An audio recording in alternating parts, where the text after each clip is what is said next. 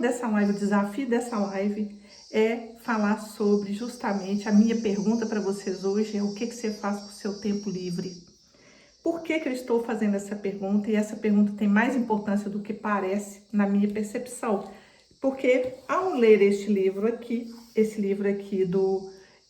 do Shu Han, que escreve sobre a sociedade do cansaço, ele é um filósofo.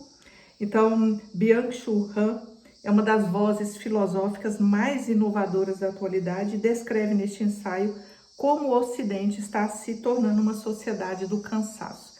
Talvez você já tenha ouvido falar que a sociedade desse livro, que ele é muito, muito mesmo famoso, esse ensaio, na verdade. E esse livro aqui, ele fala da nossa sociedade atual. Ele não escreve só esse, ele escreve Mente Contemplativa. Eu já falei dele aqui uma vez, mas hoje eu quero retomar esse assunto. Por quê?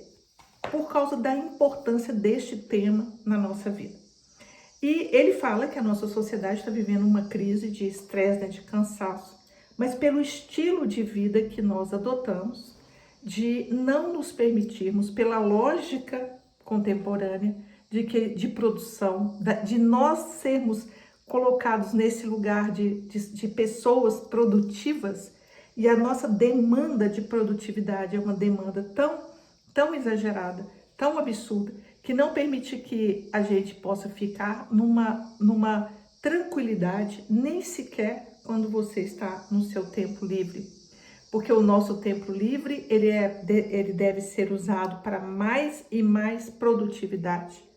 Então, o que é o ponto disso? Porque isso é algo que precisa de uma reflexão muito importante, porque se nós entramos nessa lógica, nós podemos falar assim, é verdade, a gente precisa disso, existe uma enorme demanda e tudo mais. Mas o que acompanha isso, então tem um aspecto disso que pode ser positivo, mas sem uma reflexão profunda. O outro lado desta história é que nós não nos vamos permitir nenhum momento onde você está nessa ócio criativo ou nesta visão mais contemplativa. Eu não vou colocar ócio, porque a palavra ócio, embora já exista uma ressignificação dessa palavra, mas ela ainda tem uma carga pesada de isso de jeito nenhum, quase é um tabu. Então, nós vamos falar de uma mente contemplativa. Então, e ele fala disso, e ele inclusive tem um outro livro chamado Mente Contemplativa. Então, o que nós perdemos nesse tipo de lógica de que você não pode parar para nada, nós perdemos a nossa capacidade contemplativa. E a nossa capacidade contemplativa, a nossa habilidade contemplativa é aquilo que todos os místicos buscam. Quando nos propõem um trabalho espiritual, quando nos propõem um estado de presença, quando nos propõem meditação, estão buscando que a gente desenvolva esta mente contemplativa. Esta mente que apenas olha e contempla e que não olha para nada como se fosse um produto ou como se fosse algo que eu devesse modificar.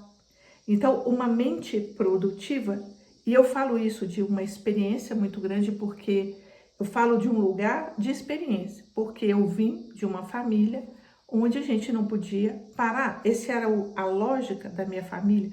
E eu sou uma pessoa altamente produtiva, eu trabalho muito, se eu fosse observar dentro das categorias, eu sou uma workaholic. E foi por isso mesmo que eu comecei a observar e a buscar isso, porque ao mesmo tempo eu sou uma pessoa que tem um anseio espiritual muito grande, um chamado espiritual muito grande, e foi por isso mesmo que este livro, ele me pareceu bastante inspirador e explicando a nossa forma de pensar, essa crença que nós temos. Então, o que acontece? Nós já viemos de uma sociedade onde essa lógica de produção, que começa, se a gente for ver pela história, isso só começa mesmo na Revolução Industrial, onde nós viramos um produto, onde nós começamos a colocar dentro de nós que a gente precisa ser tudo produtivo, produtivo, produtivo, produtivo. Não estou dizendo que não precisamos, porque nós precisamos trabalhar e a estrutura de trabalho hoje é diferente da de antigamente, mas se você não reflete sobre isso, isto contamina até mesmo os seus tempos onde você teria de folga interna, onde você precisaria descansar, onde você poderia descansar, poderia ter um tempo de qualidade naquilo que não tem uma necessidade produtiva de produzir alguma coisa.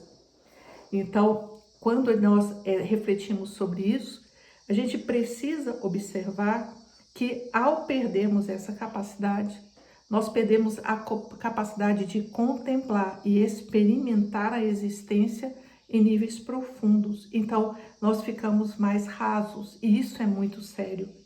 Nós ficamos mais rasos nos nossos relacionamentos, nós ficamos mais rasos na qualidade de relacionar com nossos amigos ou com os nossos filhos, na qualidade de relacionamento com os nossos companheiros ou companheiras. E observe se isso não é verdade.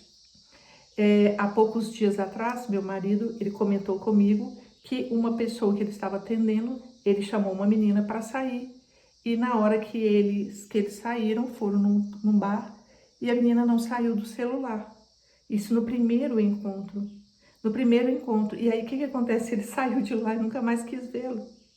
Porque onde estava o espaço dele como pessoa, da troca, da relação olho a olho, de você observar e contemplar e experimentar a existência ali.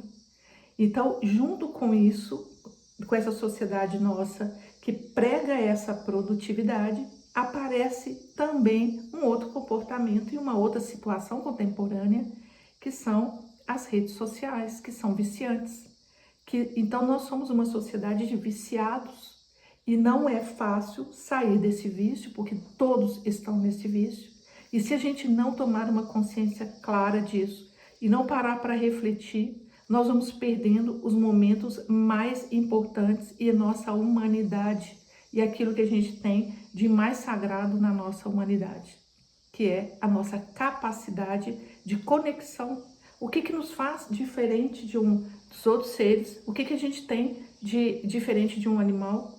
Essa capacidade de dar-se conta, essa capacidade de dar sentido à nossa existência. Então, nós somos seres de sentido. Nós damos sentido às nossas experiências e só isso.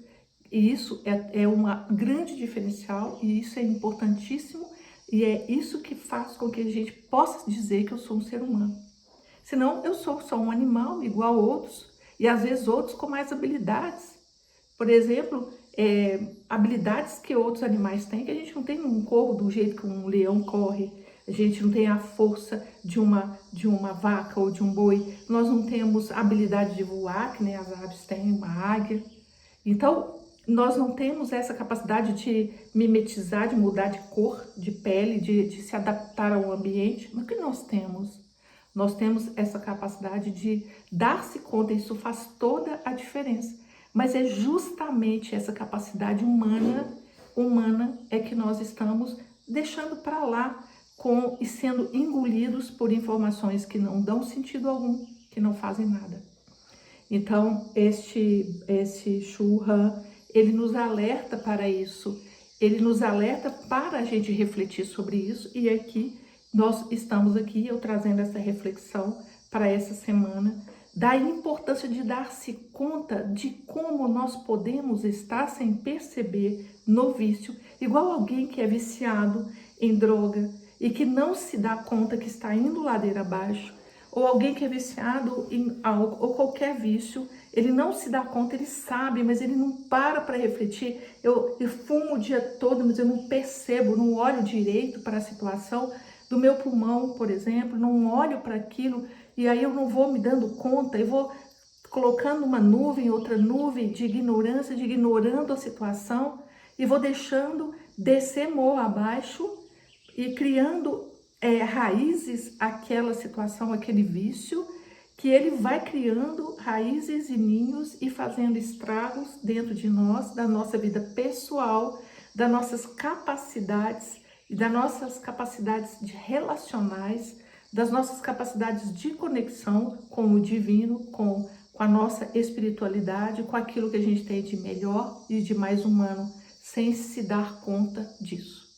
Então, eu assisti um vídeo também de uma pessoa muito interessante, que agora eu esqueci o nome dele, agora eu esqueci, depois eu coloco, compartilho com vocês.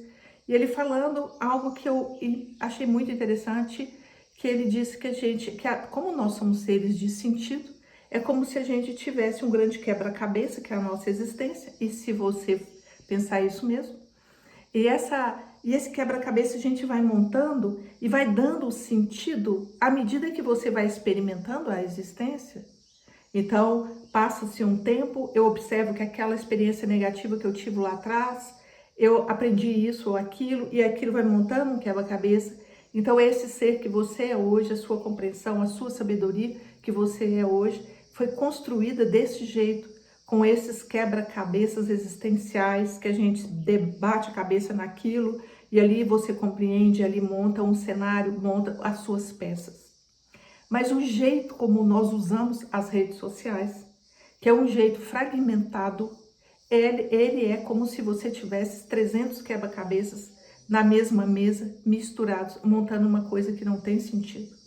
Então, se antes a nossa experiência de aprendizado era vamos ler um livro, eu vou ler esse livro aqui, ou inteiro ou pouco, mas eu pego aqui a essência desse livro, e esse livro tem um sentido ou outro, isso ressoa dentro de mim de alguma maneira, faz como se fosse um fermento, e ali movimenta alguma coisa dentro de nós, ou aquilo que eu assisti de um filme, ou dos cursos que eu assisti, das experiências que eu tive, nós vamos tirando ali um sentido. Mas o problema do uso que nós fazemos das redes sociais é justamente que elas são tão fragmentadas, porque nós ficamos neste hábito de ver revista, antigamente seria aquelas revistas, né? Aquelas revistas que não, só de fotos, de coisas assim, e que até é difícil de trazer isso para uma revista. O jeito que nós consumimos informação hoje, não é difícil de colocar isso como se fosse uma revista, porque é tão fragmentado que não dá. Então, são esses pequenos vídeos, esses shorts pequenininhos, esses vídeos, o TikTok com aqueles milhões de informações desconexas, que você vê e não tem uma sequência lógica, ele não tem nada de lógico. Um vídeo que eu vejo aqui de uma pessoa cortando uma árvore, de um outro que lá tá não sei o que, fazendo uma comida, não tem uma lógica, ele tá ali como um emaranhado, milhões de informações ao vento. Então, quando você vê aquilo, você gasta ali várias horas, às vezes, do seu tempo com coisas completamente ridículas, completamente inúteis, que no montar o seu quebra-cabeça existencial de informações que dão sentido para você, essas informações, elas não fazem sentido algum. Elas estão ali no seu quebra-cabeça, você não monta nada, cenário nenhum, peça nenhuma, compreensão nenhuma. Então, ao final do dia, qual foi a compreensão que você adquiriu quando você gastou 3 horas em redes sociais? Qual foi a sua compreensão? Qual foi o resultado disso para o seu crescimento pessoal, para a sua compreensão, para montar o sentido que é você? Então, é a maneira como nós usamos, não é ela em si. Então, se eu estou assistindo uma aula, se eu estou lendo alguma coisa, se eu estou... aquilo está fazendo sentido e está tocando no meu coração, isso constrói o seu quebra-cabeça e o seu sentido. Mas se for coisas, apenas coisas, só viram um entulho dentro da sua cabeça e diminuindo e ocupando o espaço do tempo de sentido. Então, quando eu falo disso, quando eu estou trazendo essa reflexão, eu trouxe primeiro essa reflexão para mim, por uma coisa que ela é fácil de fazer, aparentemente. Eu não estou questionando o seu trabalho, as horas que você trabalha, as horas que você precisa trabalhar, até mesmo em casa. quando você está em estado em home office como eu sou. Então, assim, às vezes não estou questionando sequer o excesso de trabalho de grande parte das pessoas. Não estou questionando isso. Eu estou questionando o seu tempo livre, aquele que sobra para você e que ele é usado da mesma maneira, e é esse que é mais perigoso. Eu estou questionando a nossa incapacidade de usar o nosso tempo livre de uma maneira mais contemplativa, porque este tempo livre que te sobra, ele precisaria de te descansar, ele precisaria de ser um tempo de qualidade para que você pudesse restabelecer a ordem dentro de você. O sentido, para que a gente possa estabelecer um novo sentido, dar sentido à nossa existência. Uma existência sem sentido é uma existência sem graça, é desprovida de energia, de vitalidade.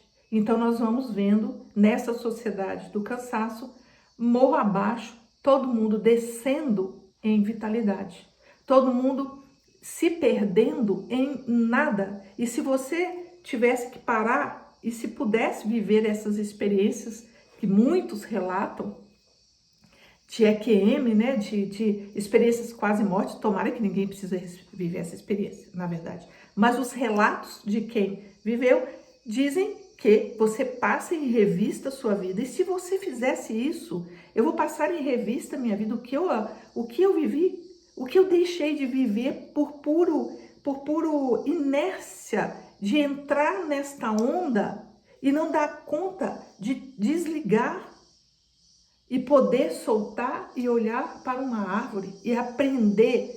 Nós estamos precisando de reaprender. Não é isso que os místicos estão nos propondo, ainda não. Que a meditação é de ter essa mente contemplativa antes da meditação. Que é a meditação no dia a dia. Que é a capacidade de ver. A capacidade de ver, de olhar para o outro e enxergá-lo. É a capacidade de estou num bar com alguém e desligar o celular e ver aquela pessoa, sentir o cheiro daquela pessoa, de sentir a pele daquela pessoa, de observar usar os nossos sentidos sensoriais para perceber aonde a nossa sensoriedade, corporeidade está nessas situações. Aonde está a nossa corporeidade quando você está completamente imerso e possuído por uma rede social ou por um filminho nada a ver? Aonde está? Lugar nenhum? Capturado por imagens aleatórias que são postas para nós e que faz com que a gente perca o que nós temos de melhor. Essa mente contemplativa. Essa mente contemplativa, ela era considerada nos mosteiros, ela é considerada nos mosteiros, no caminho espiritual, como a mente que te conecta com o divino. É essa mente que te conecta com o divino.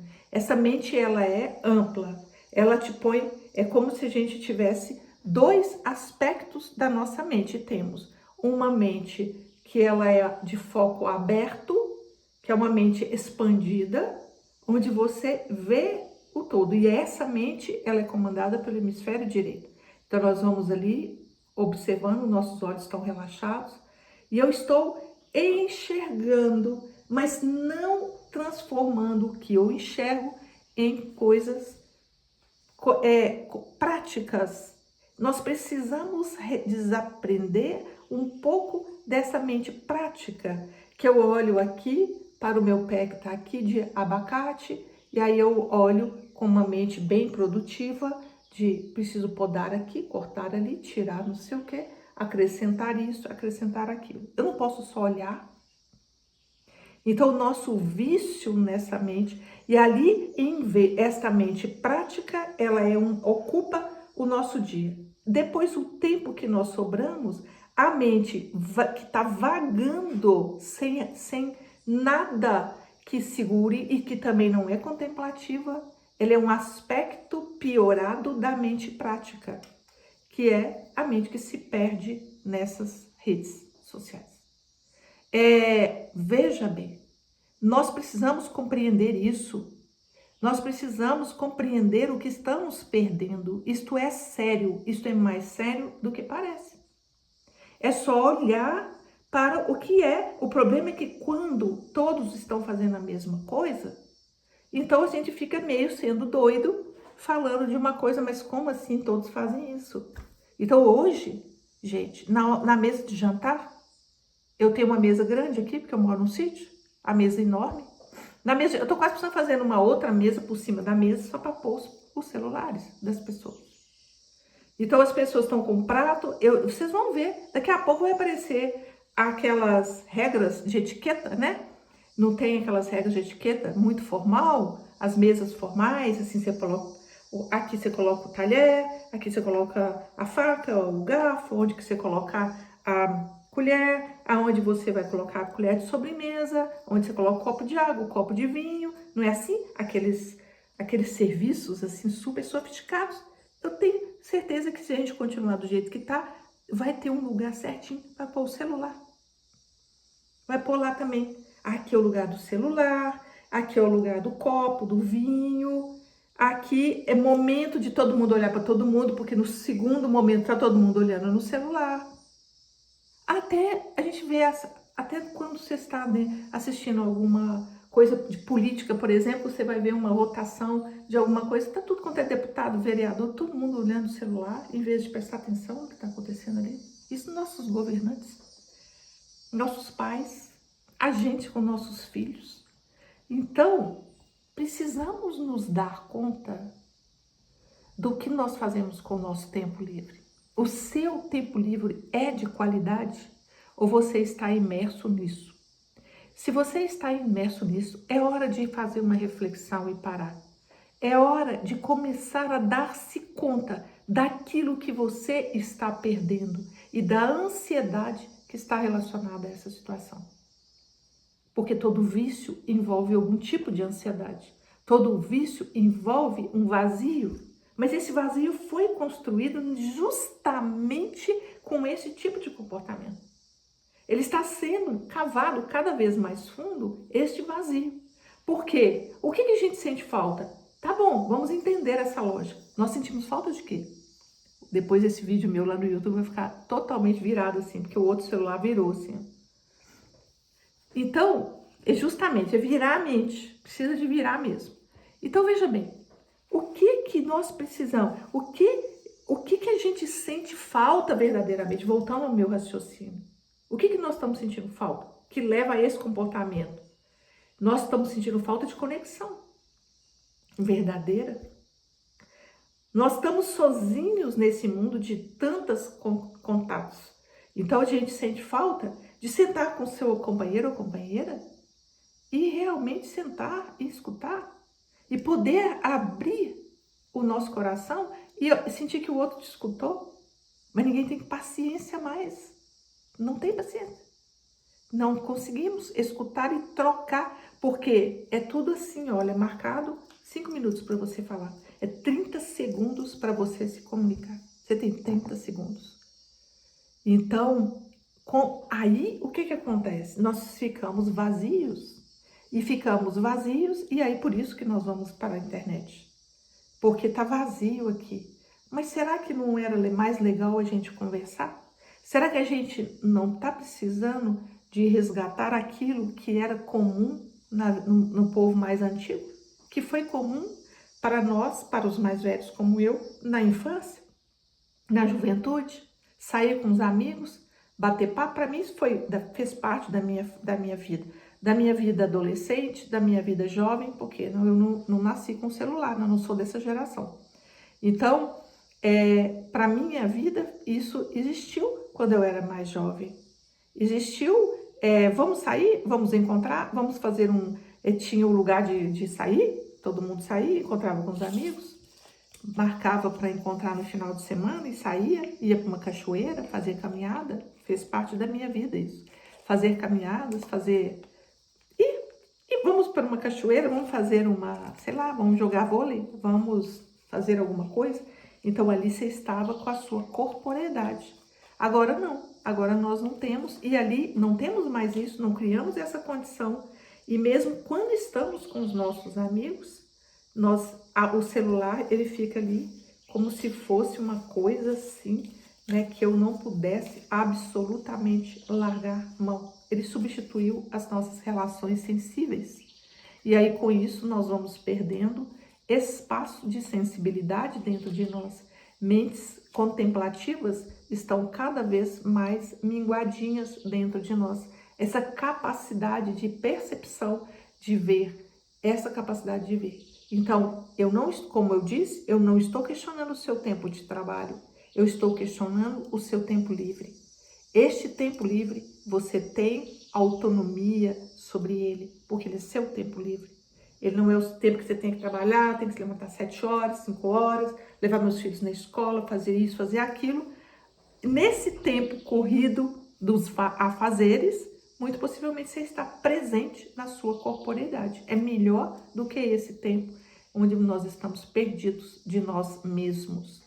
Então, isto é a minha reflexão para essa semana. Espero que vocês topem essa reflexão, que vocês façam uma reflexão para vocês mesmos e vejam o efeito disso na vida de vocês, como isso tem impactado a vida de vocês, como isso tem te dado angústia às vezes, ansiedade às vezes, por causa desse tempo livre sem qualidade.